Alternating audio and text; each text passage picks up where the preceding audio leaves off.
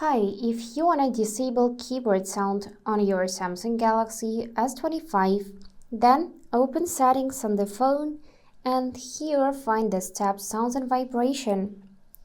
After that, you should find System Sounds. And now you can see the switcher near Samsung keyboard. So you can enable or disable sound for Samsung keyboard. If you can see that the switcher is blue, then it is enabled. And let me show you how it will sound. That's it. If you want to disable the sound, then simply tap on the switcher. And now let's test it.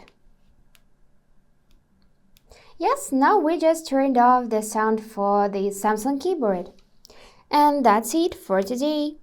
If you found this video helpful, please subscribe, like, and comment. And I wish you all the best. Bye bye.